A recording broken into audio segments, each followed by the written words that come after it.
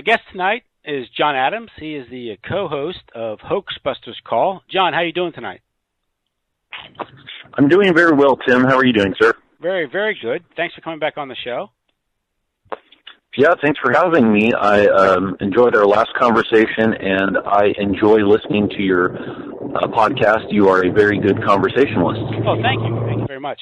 Now, of course, last time we talked about punk rock and music, how your research was inspired by Dave McGowan's research. We talked about the connections between punk rock and the intelligence community, and I guess its role in sort of social engineering or cultural programming.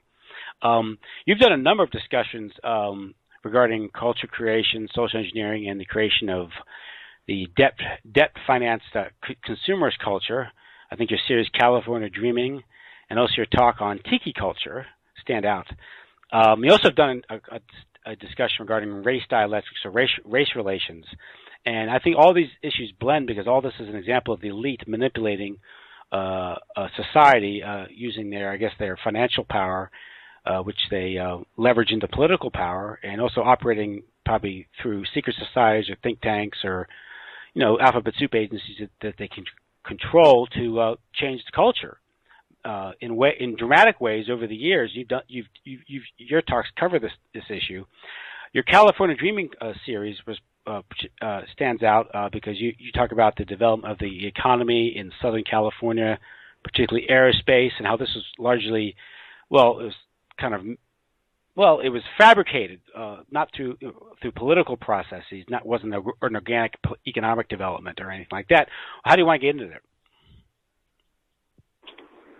What's the best way to well, basically, when it came time to get into World War II, we have, for lack of a better word, a fake economy and fake prosperity.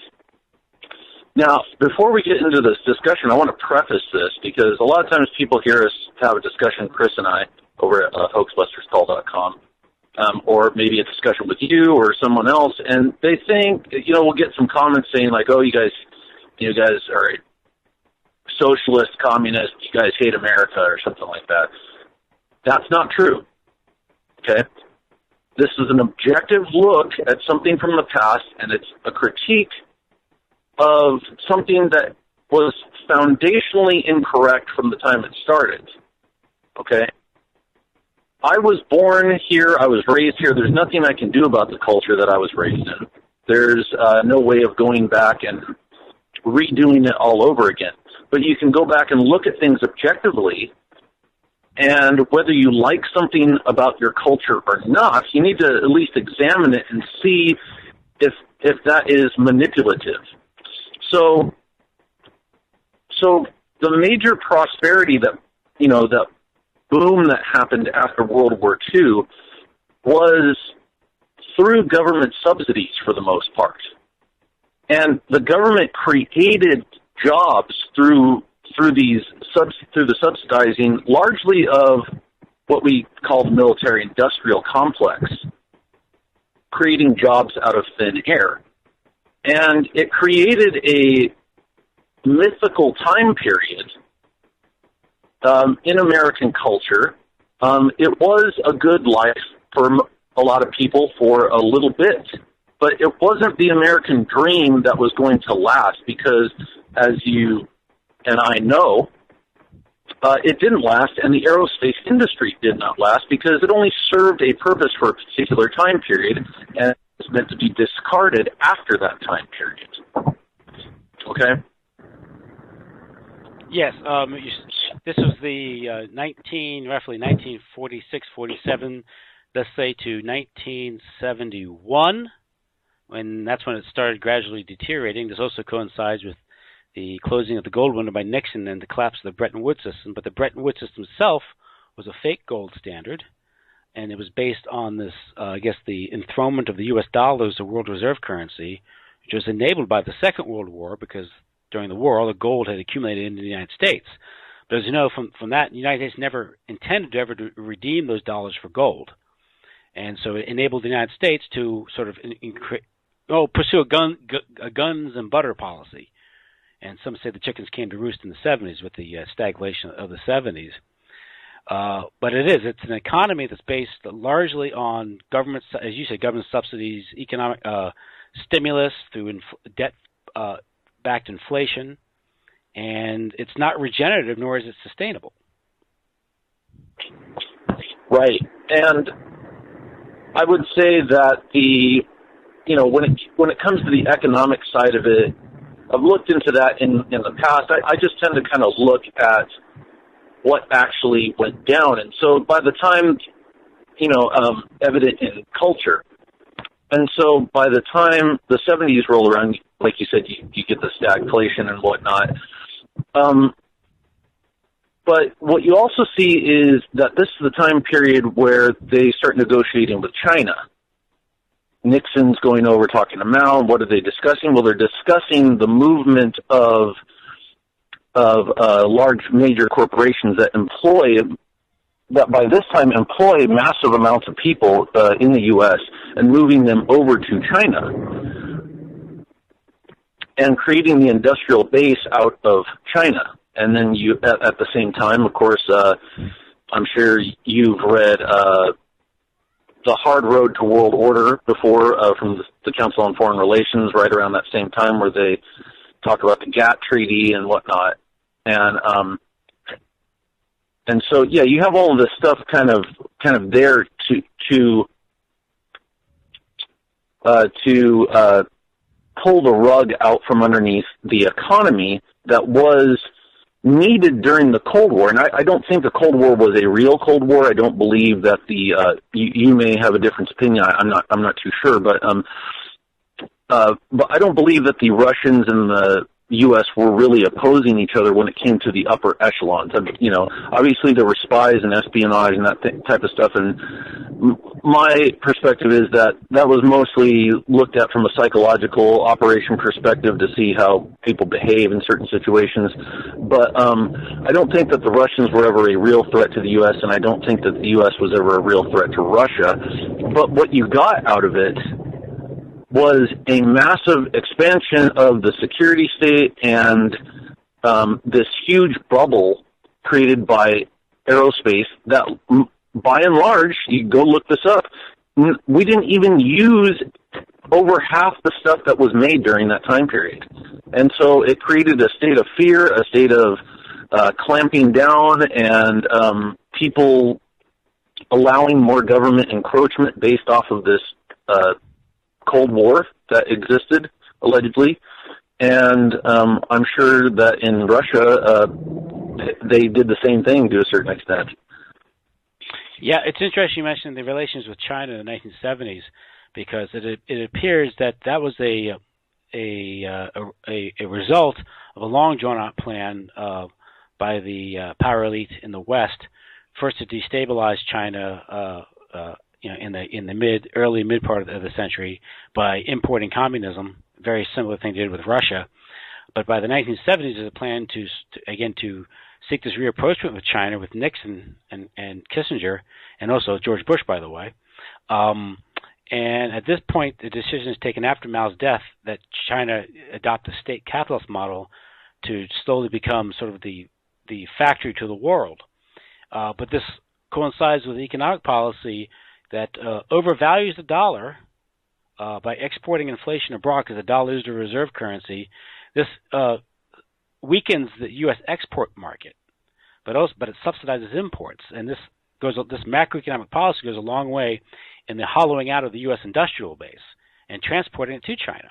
And these are, again, this isn't a natural economic process going on here because China's cheap labor or something.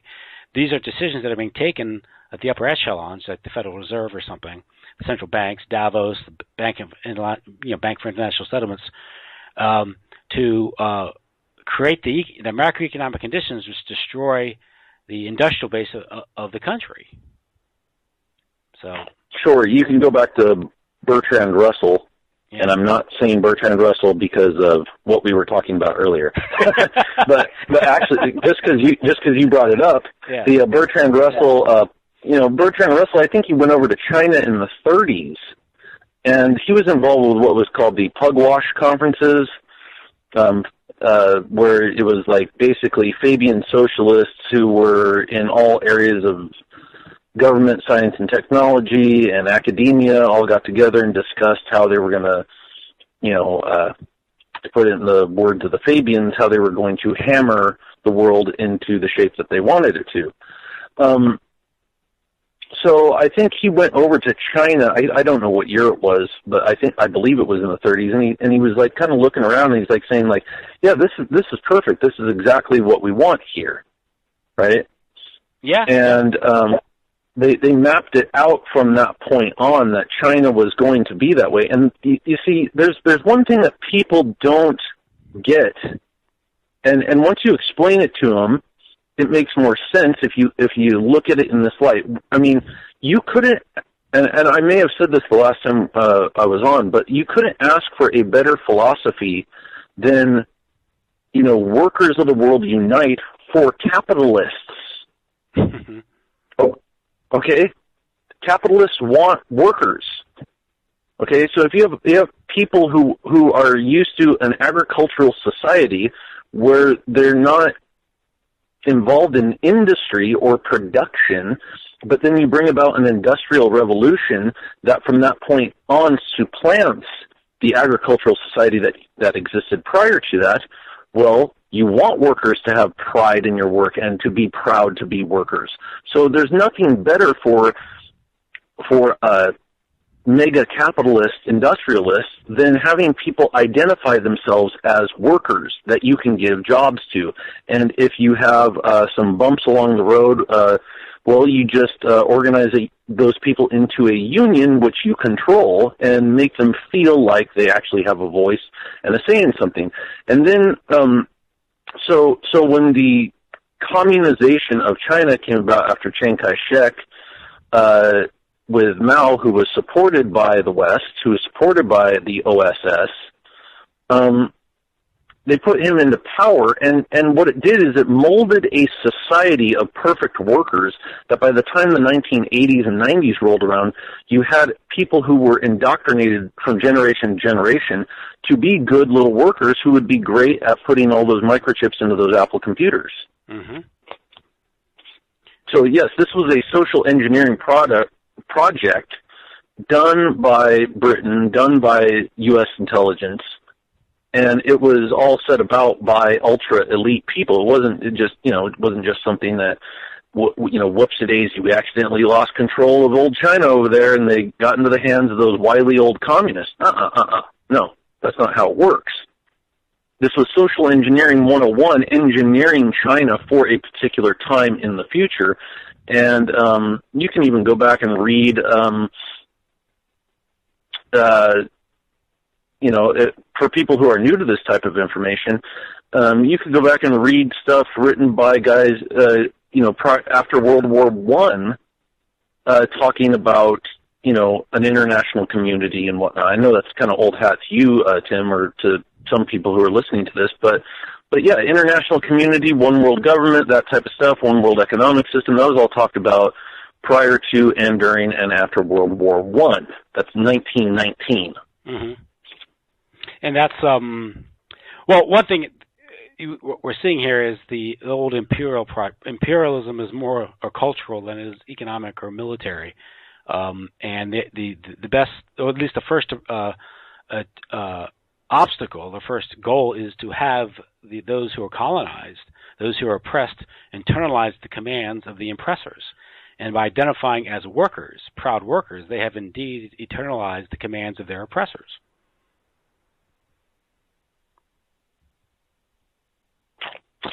Yeah, the other thing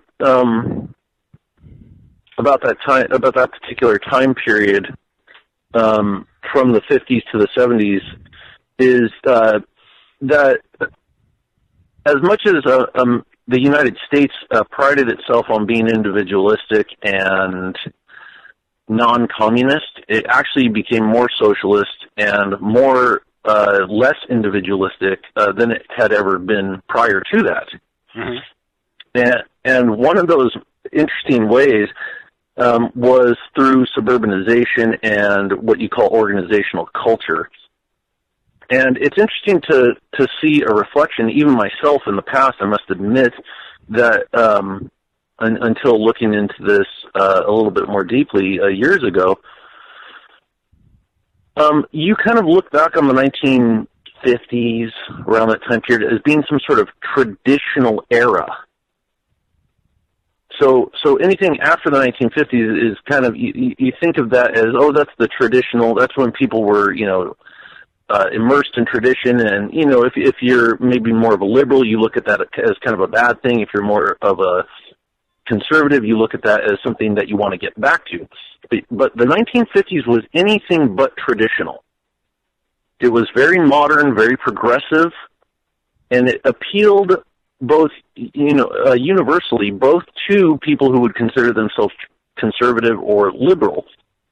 And the reason was the modernism and the, modernism and progress are synonymous for the most part. So on the left, you can appeal to somebody by saying, it's progressive. You can appeal to somebody on more conservative with, it's modern. And it was through this particular, upswing of newness that kind of catapulted America into what you'd call the consumerist culture. That's kind of what sociologists like Vance Packard talked about in the 1960s of the consumer culture, and organizational culture, which, like I said, like I was saying, was, as much as America thought themselves to be non-communist, non-socialist, by this time, public school systems are basically systemized, in every area of the country. There actually used to be areas of the country prior to World War II where they still didn't have public school systems. Okay, so there was a lot of things post-World War II that came into being in American culture that did not exist prior to that. And there was a funny thing I was rolling around in my head when I was going over some information for this discussion that we were going to have, Tim. I want to ask you a question. Do you think that when people go to war, like, do more people come back from the war than who left, or do less people come back from the war?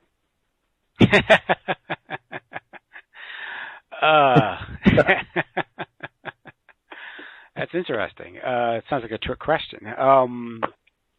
Well, or you might immediately think, well, no, because some die. But I'd say, in many cases, more come back. Well, now it was a trick question, I must admit. Now, here's some figures I was looking at yesterday. So 16 million men fought in World War II. Mm-hmm. Okay, that's what they say. They also say that 291,000 died out of that 16 million. Okay, mm-hmm. Those are the official figures. So, if people left for war and then didn't come back, how do you get a housing shortage after the war? Well, I think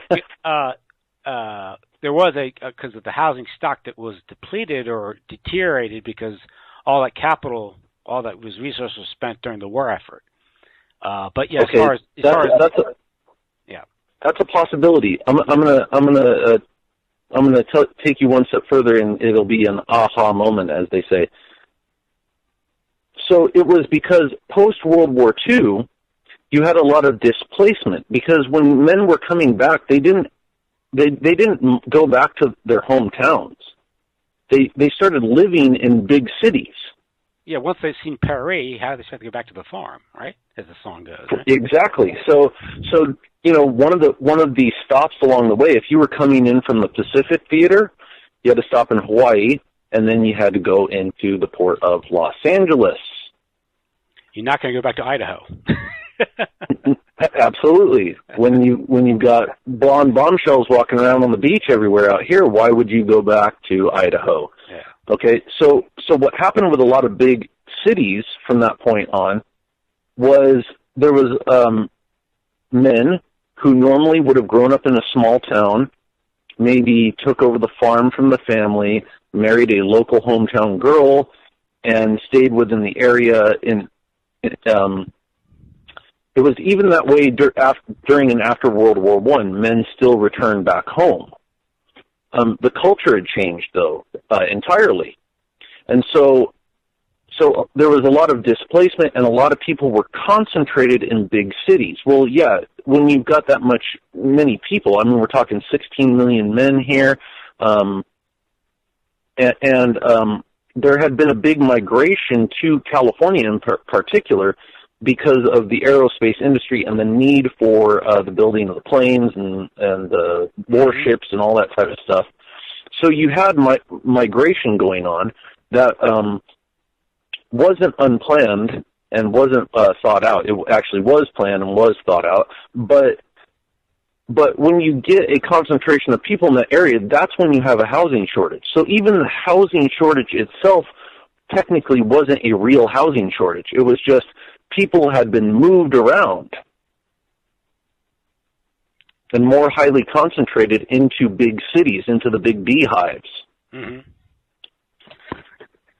So that's what they claim. Whatever books you go and look at, and I've read a bunch of them, whether it was Crabgrass Frontier or American Dreamscape, or the other big one is Building Suburbia. Those sociology books, they all say the same thing. Oh yeah, there was a post-war housing shortage. That's why suburbia had to be built, because there's too many people without houses. It's like, and so when you actually think about it, it's like, well, that doesn't sound correct. It's not logical to have guys go off to war and less men come back and have there be a housing shortage unless there was migration. And one thing that we discussed on our talk was the migration from Oklahoma. From a depressed agriculture area, yeah. Right? Yeah, and Chris, yeah, that's right. And Chris made a great point in earlier Hoaxbusters calls where he talked about how they gave farmers 60 acres of land and a mule. That's how it used to be bantied about.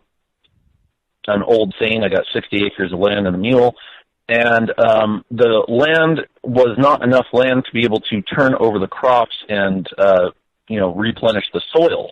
That's how you got the Dust Bowl. Mm-hmm. So they were planting and planting on the same thing. Well, agriculture had been done for a very long time. I'm pretty sure that the government was quite aware of the fact that you couldn't do that with 60 acres of land.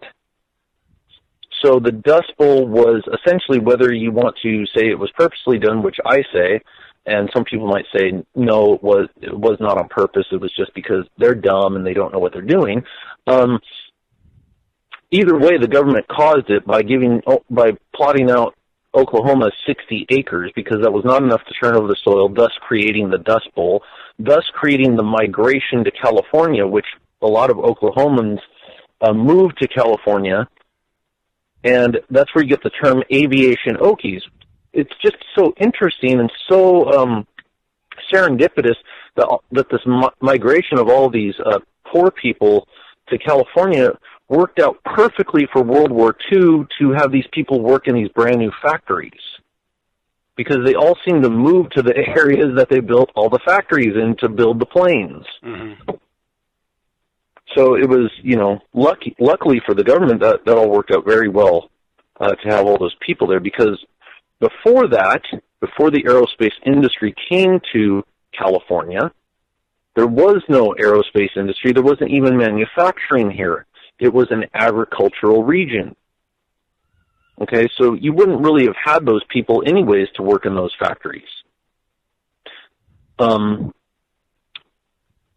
again, when all those people started moving out here and the aerospace industry came here, and then much more people from other areas of the country like Texas and Georgia and places like that started moving west, yes, they did need housing for those people, and it was particularly for people who lived in the South Bay area of Los Angeles and worked at the Douglas Aircraft and other facilities around Lockheed out in Burbank. And so those two areas right there, Lakewood, California, and then out near Burbank you have what's now North Hollywood area, but Panorama City. Those two areas in particular became massive suburbs that were built. Lakewood in and of itself, by the time it was finished, was 17,000 homes, all built in one neighborhood. And all built because of the aerospace industry. So if you look into the aerospace industry, it is, defense contractors, airplane makers, all subsidized by tax money. Mm-hmm. Then you look at the homes that were built. Well, the developers were financed by the government as well to build those homes through FHA loans, and the homes were sold at a much more exorbitant price than they were built for, because these were cookie-cutter, streamlined houses, right? These were, what would you call it? McDonald's houses, basically, where this is the beginning of the McMansion. That's why they call it a McMansion, is because it's a streamlined process, prefabricated. And that's not to say that prefabricated homes didn't exist in a prior time. They did. Prefab homes have existed since the late 1800s. In fact, some of the Victorian houses that you see are actually prefab. Yeah, Sears Roebuck Company, I think. Exactly. Speaking of that, yeah. Now they're classic homes. Right. Yeah. Now, there's nothing wrong with a prefab home, because it used to be that you yourself would order the prefab home and you'd build it, or you'd have somebody in a local area build it for you. And I've got a figure here that says before World War II, 1/3 of all homes were built by their owners or small contractors who built fewer than 5 houses a year and built another 1/3. Okay, so when the wartime period and the post-war period came on, you had you had contractors who were financed by the government to build mass scale suburbs. Levittown in New York City, or outside of New York. Yeah, Levitts, I think, weren't they CBs? They learned their skill of building runways in the South Pacific, and they applied their skill to the mass production of these tract homes. Yeah, absolutely. Yeah. Also, out where near your neck of the woods there, Fairfax was a big suburb built in an area that didn't have suburbs, and once again, as a result of the industry of government. So it's interesting that this book, Building Suburbia, particularly mentions Fairfax, Virginia, and it shows a picture of one of the major intersections there when it prior to it becoming a major suburb, and it's literally a little shack with a gas pump out in front of it, and then you see the picture of it today, and it's houses and malls and all sorts of wild stuff going on there. But yeah, that's what, and same thing with California, same thing with the area I grew up in. I talked about the particular area I grew up in on the call that we did, and that's how it is. You can go back and look at pictures just as early as the 1960s, and it was dirt roads. It was dirt roads and people living in houses that they built with their own hands, and literally by the time the 1970s and 80s came around, that all got developed into suburbs, suburban-style homes. Not really suburbs, because it's not. It's interesting. One of these books came. I was actually looking for a description, because Los Angeles has suburbs because it's the center. Los Angeles itself is the city, and then you have a suburb of the city, just like New York has suburbs of it. But Southern California in general is one massive suburb, but it doesn't really have a center city that it could call, home. And it's interesting that in this book, Crabgrass Frontier has a section on it called The Centerless City. and it actually talks about that, about how people, once suburbs take off, that you end up going to different cities for different reasons. You don't have like a home base, you know, kind of like out where you live. You know, you have to drive to different cities for different reasons, right? And out here in California, we still maintain the big consumer culture. And so sometimes you might have a Target in your hometown, but you like the Target in the next town over a little better. And that's the difference. That's the difference out here. That's what people drive to different towns for out here. Is I like that Best Buy better than the one that's in my hometown. It's the mega corporate box stores that you know, in different areas that are the difference, you know. Yeah. And of course, the phenomenon of the I guess the corporate-owned mega store, whether it's the Best Buy or the Target, the Walmart, these things again aren't exactly a market phenomenon. This is all a product of various decisions that are taken at the macro level that encourage corporate centralization, concentration in the economy. That has destroyed the local flavor or color to areas. Everything's become homogenized on the corporate brand names. You drive across the country, and you run into every town seems to have these fabricated mega mall areas. They're all the same stores. You know, it's all Panera. It's all you know, it's Burger King, McDonald's, or you know, it's Best Buy, it's Target that you know, that inhabit these malls. There's a few local still left around. I believe in Cincinnati you still have something like Shillito's. There's Boscov's, which I've noticed in New Jersey and in the West Virginia area. But that seem to be, you know, smaller chain operations, localized, regional. But everything has seemed to become part of, you know, it's global corp. You know. Well, even the local things you'll find, unfortunately, I say this with, you know, unfortunately, I'm not making a critique of it, is unfortunately your local chains, for the most part, they carry the mega corporate global stuff. Yeah. As well. So it's like, you know,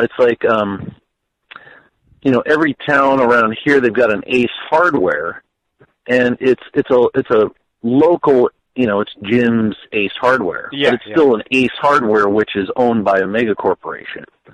You know, so it's like your local hardware store, where it used to be Jim's hardware store, and Jim got the tools made by somebody local. You don't do that anymore. It's probably the tools that are still made by the same people who make the stuff at Home Depot. So, and it really started with what was called the drive-in culture. And that's an interesting thing. We were actually talking about this with Hans Utter on the last call. I'm going to read a quote here. This is from the New York Times, May 16th, 1979, writer by the name of MacDonald Harris. He said, "The human animal has two profound and conflicting impulses. He wants to be safe and warm, snug, enclosed, and at home, and he wants to roam the wide world, to see what is out there beyond the horizon.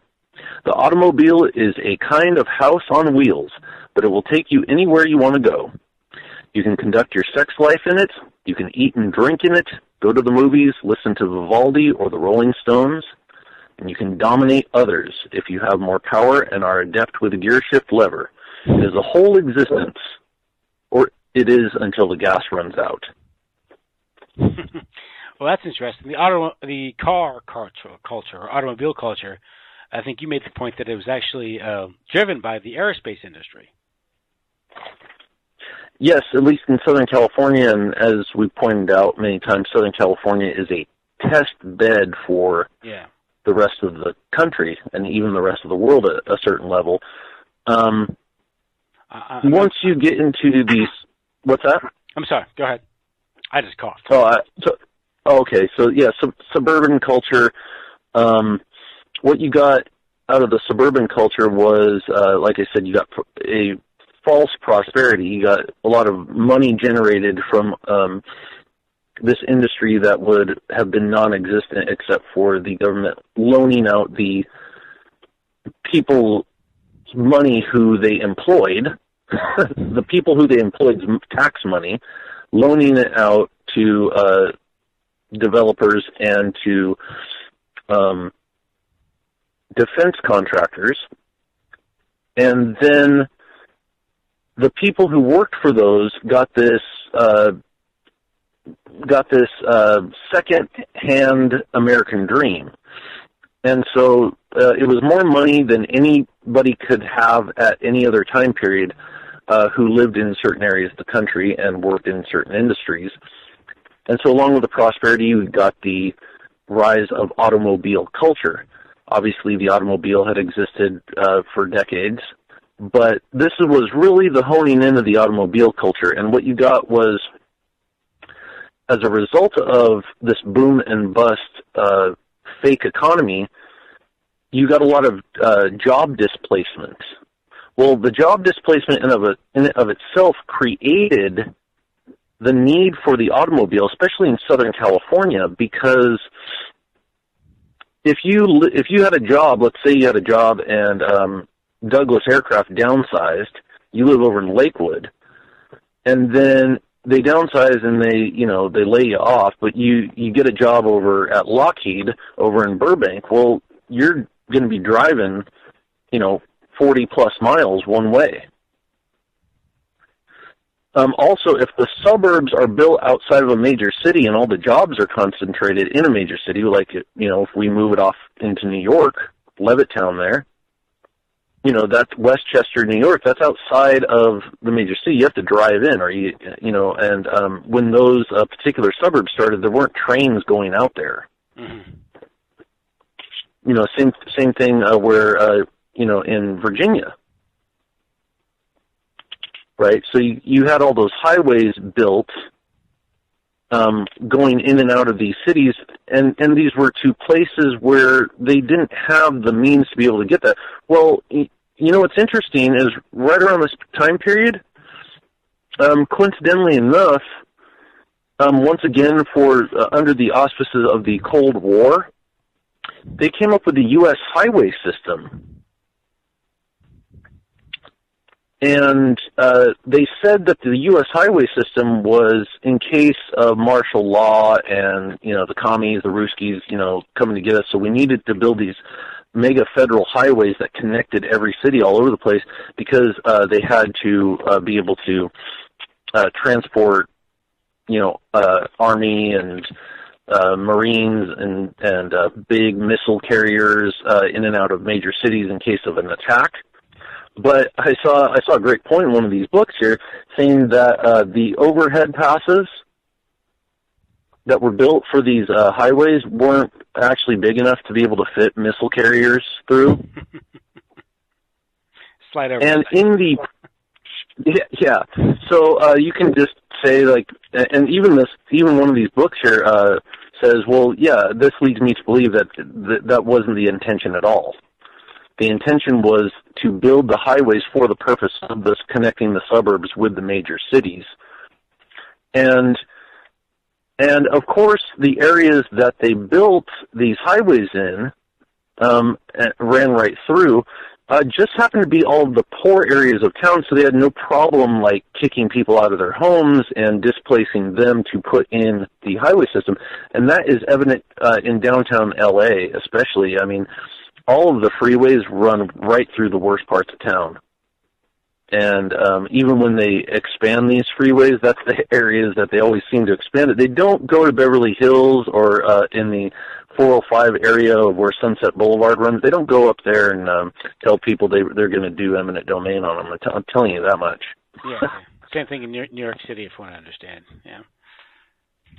When they built the highways through there. And on that note, I wanted to read something. I thought you would think this was interesting, but you know who the author Jane Jacobs was? Not offhand. Okay, so she wrote two books. I'm sure she wrote some other ones, but two interesting ones. One was called The Death and Life of the Great American Cities, and the other one was called The Economy of Cities. But see this little interesting thing in here. Where is it? So it's talking about how the Mellon family runs Pittsburgh. Okay, that's what she's talking about here. The Mellon family runs. During World War II, the rulers of Pittsburgh, the Mellons, took stock of the city and its long gathering troubles and decided that the city was not attractive enough to hold its young people or to attract new industries. In the 20 years since, one measure after another has been tried, much as if the economic problems of Pittsburgh were the problems of a young lady with insufficient grooming, manners, and breeding and popularity. Richard K. Mellon, current chief of the family that has dominated Pittsburgh throughout its decline, and for a few years before the decline began, has caused to be employed and to minister to Pittsburgh thousands of economic consultants, industrial analysts, regional planners, city planners, highway planners, parking planners, cultural planners, educational planners, planning coordinators, urban designers, housers, social engineers, civic organizers, sociologists, statisticians, political scientists, home economists, citizen liaison experts, municipal service experts, retail trade experts, anti-pollution experts, publicity experts, development experts, redevelopment experts, dispensers of birth control pills to the poor, and of course experts at attracting industry. They have industriously documented, studied, analyzed, psychoanalyzed, measured, manipulated, cleaned, facelifted, rebuilt, cajoled, extorted, and publicized Pittsburgh. But nobody has done anything effective about generating new exports from Pittsburgh's local economy. Capital that might have been available for young enterprises has been devoted to manipulating the people of Pittsburgh and to immensely expensive urban renewal and highway programs that have not helped the economy one bit.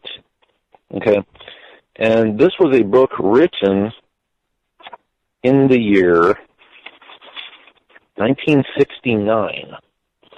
And Miss Jacobs is known for being right on in her analysis of the way cities get run and built. And interestingly enough, that sounds kind of like a conservative or libertarian type stuff, and Miss Jacobs always said she was a liberal.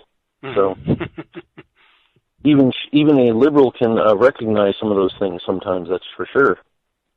That would seem to go with some of the research I came across with the destruction of cities in the post-war era, the destruction of the ethnic neighborhoods to create this diaspora into suburbia. Of course, this coincides with your mention, the interstate highway system, which of course benefited petrochemical industries, automobile industry. I think it's no coincidence the person who oversaw the construction of the interstate highway system was Charles Wilson, who was the head of General Motors. And I think the it was DuPont company was the guy who had the transportation department, the head of DuPont. DuPont did. So it was both General Motors and DuPont who oversaw the construction of these, these transformative, huge projects that were, that had social engineering, ideas behind them, really. But urban renewal was a big scam because what they would do is they called neighborhoods dilapidated or neglected, and it was just kind of an old neighborhood that had low income, substandard housing, but it was perfectly adequate for the people that lived there. They could afford it. They weren't in debt. But they would hire journalists to go out and kick over trash cans, take a picture of it, and put that on the newspaper. Say, look at this dilapidated neighborhood. You had people messing up neighborhoods, taking pictures of it, and then putting it on the newspaper saying this area is dilapidated, it's neglected, and that would create the political support, at least the pretext for implementing an urban renewal program.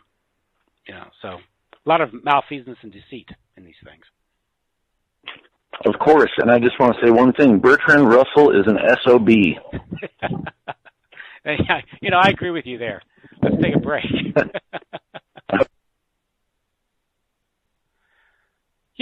So you got this urban renewal scam going. Of course, at the same time, they're pushing integration, which sounds nice, but it turns out there was an ulterior motive to that because this also was in a plan concocted to break up these ethnic urban neighborhoods, which are largely Catholic.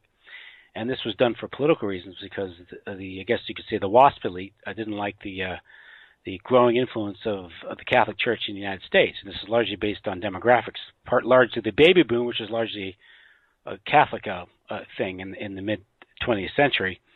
And so the idea was to bust up these neighborhoods, get people into suburbia, and they stop being Italian Catholic or German Catholic or Polish Catholic, and just become sort of this denatured white middle class, deracinated.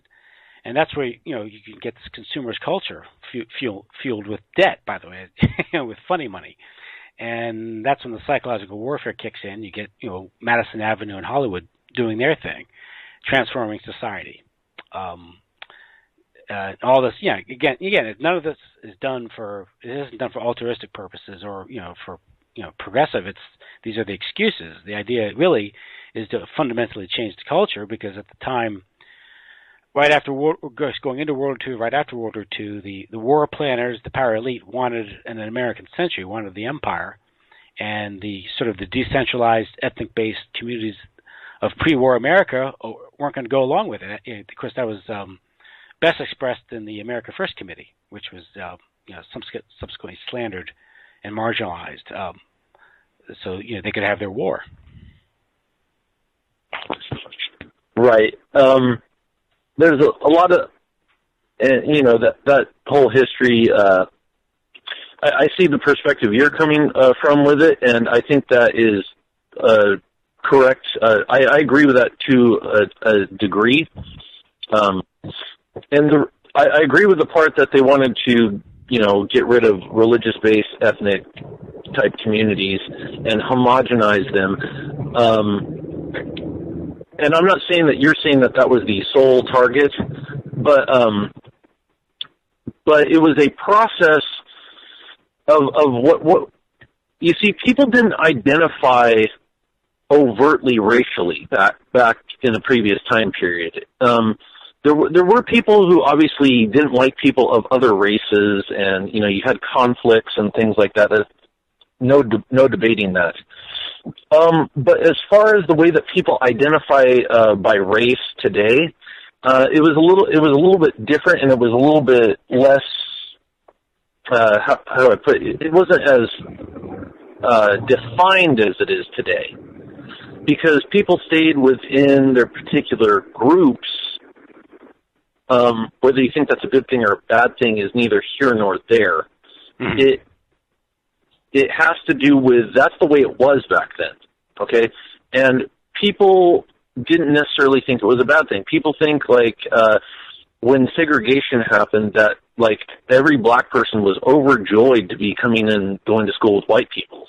That wasn't the case, okay?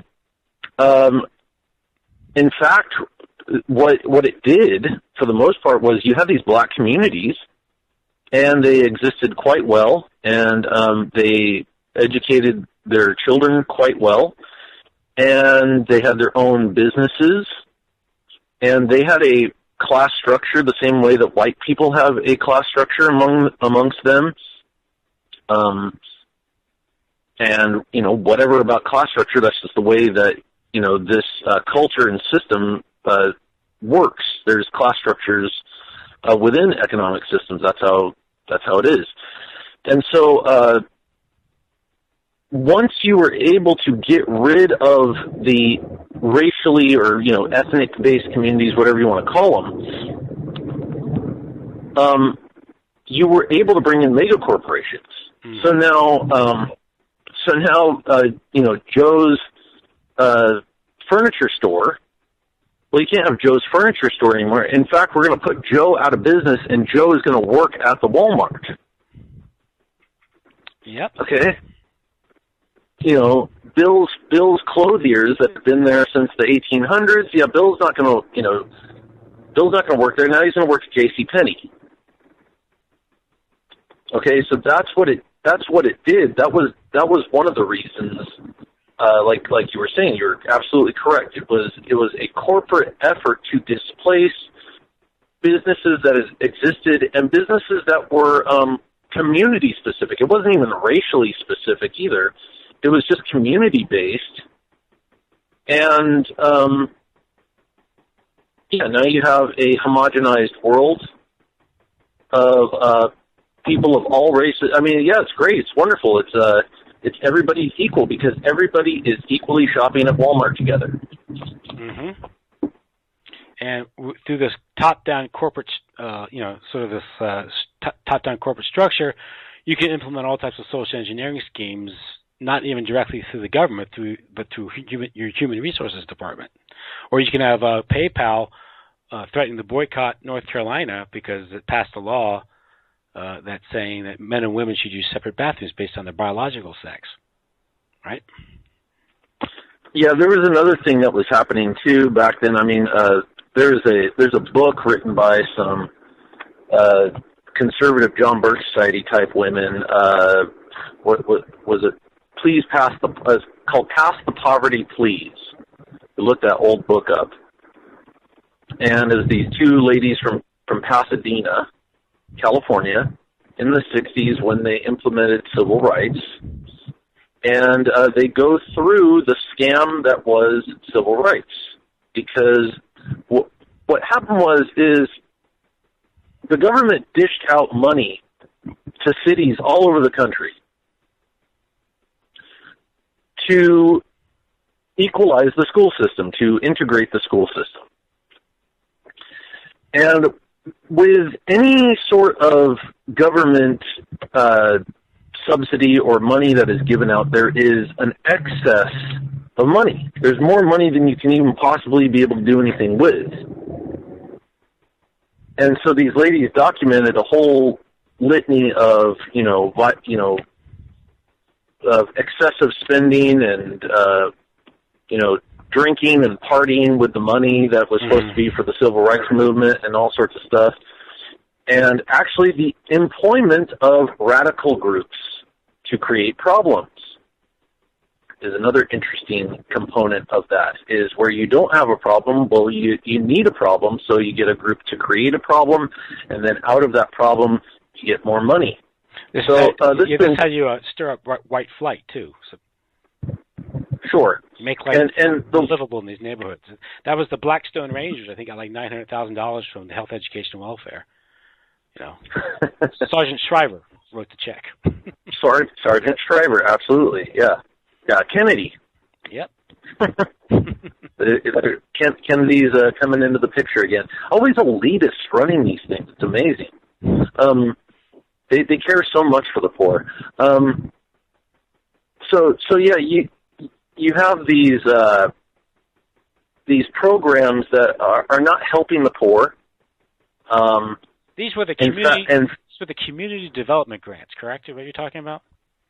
Community, yeah, that's exactly it. And so what happened is more wasted tax money and that all that type of stuff. And the taxes that you pay are real. You do pay real taxes, and the money does get put to no use whatsoever. I'm driving through potholes as we speak. I thought the money was to pay for the roads.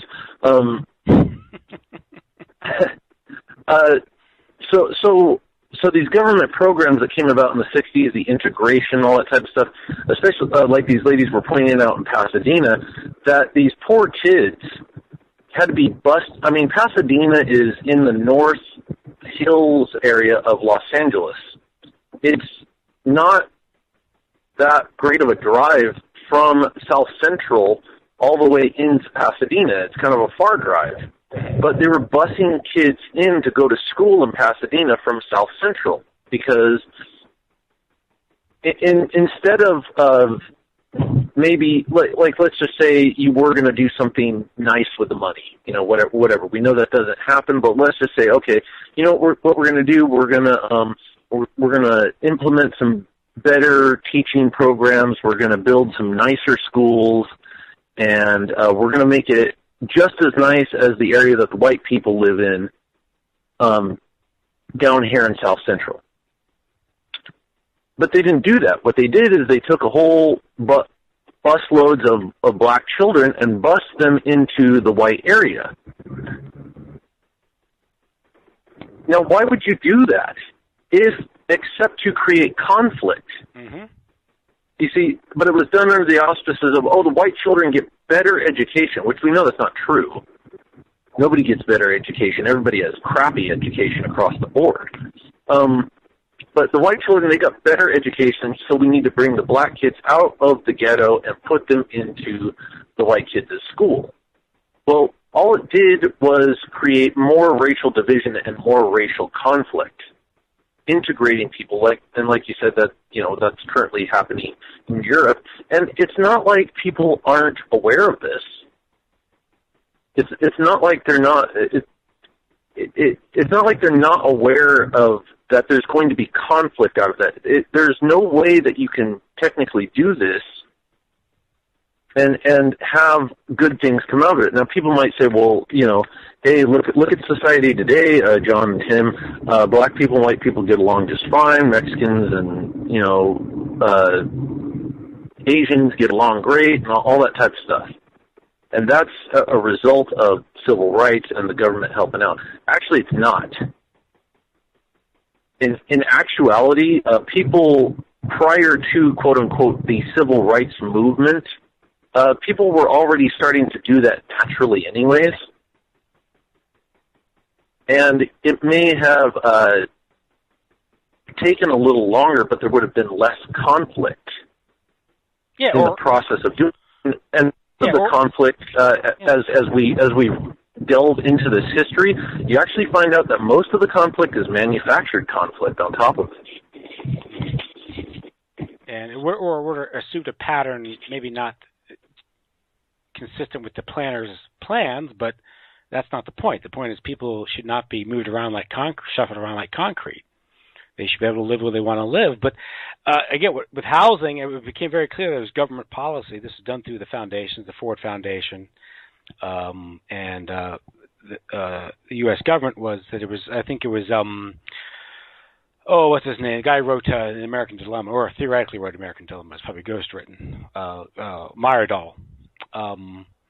He said that it was, and this as early as 1940 when he supposedly wrote the book. He said that no longer would Americans be allowed to choose where they want to live. Things have to be planned. So that's the presumption these social engineers take with people's lives, spending other people's money, you know, telling where to live. But the worst part is it's social engineering, and social engineering always involves malfeasance and deception, because you can't just come out and say it. This is what you're doing. But the whole idea behind racial integration was not integration.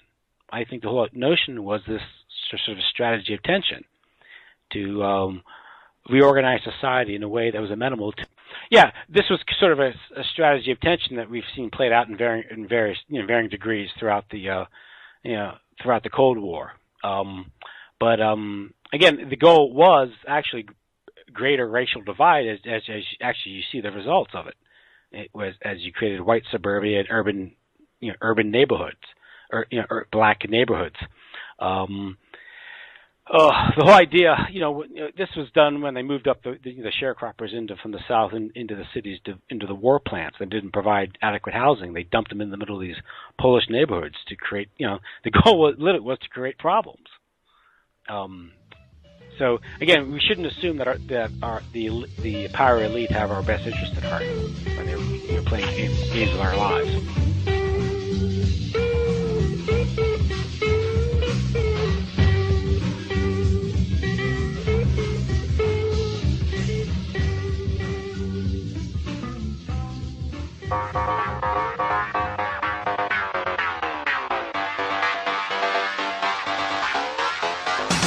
You are listening to UCY.tv. Why don't you stick around for more awesome radio?